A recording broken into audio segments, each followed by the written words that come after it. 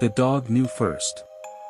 This is always how these stories go, the ones told afterward by the light of day when the fear has cooled enough to be examined.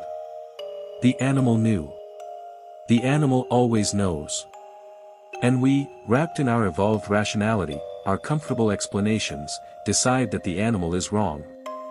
It was a winter night in 2013, and the neighborhood was the kind of quiet that only snow can manufacture, a heavy, absorptive silence, as though the world had pressed a finger to its lips.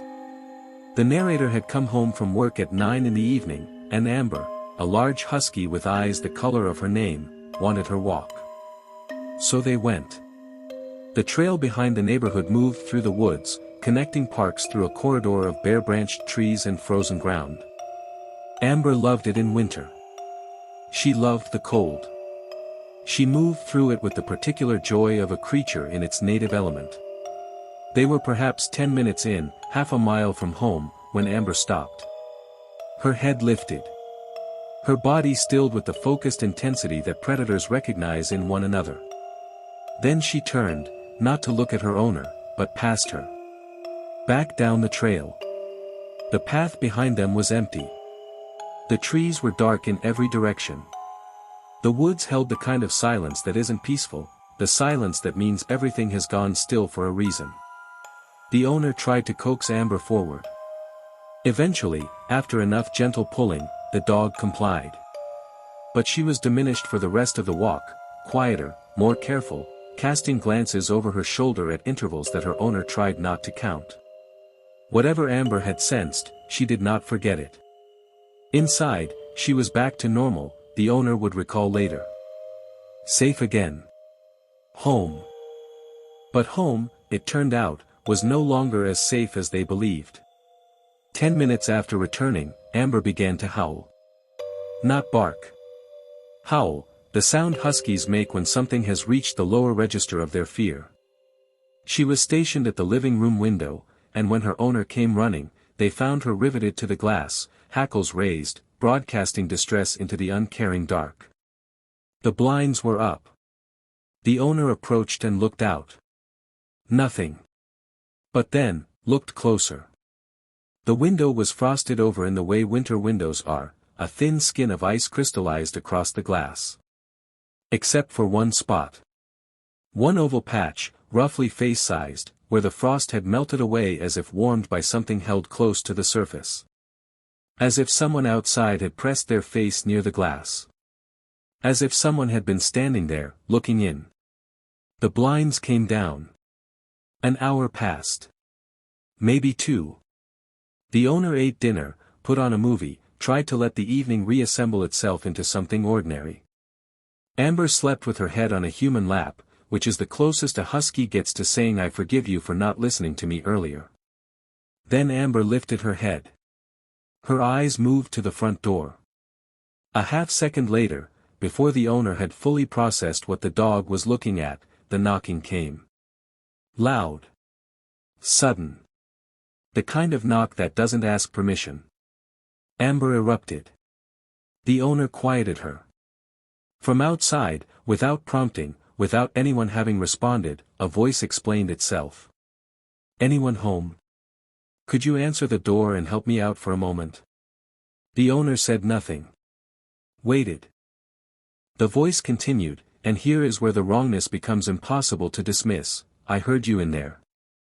I know you're listening. I just need some help with directions. I'm not from here and it's real cold out here. There is a quality to genuine distress that is difficult to fake, a particular roughness, an absence of calculation. This voice had neither. It was too organized. Too prepared. It had answers for objections that hadn't been raised yet. It sounded like a script being read by someone who had decided not to sound like they were reading a script. The owner stayed silent. The man outside stayed on the porch for perhaps 20 seconds. Then his fist hit the door. You're a real piece of, and then, voice gone flat and eerily level, I'm sure this will come back around. Footsteps. Gone. The owner filed a non-emergency report and sat back down to watch television with the volume low, ears open, Amber on duty beside them. 40 minutes later, headlights swept across the blinds. The sound of an engine, slowing. The sound of a car easing up to the curb and stopping. The sound of the engine cutting out. The lights did not come back on. The owner waited as long as they could stand it, then bent a slat of the blinds and looked.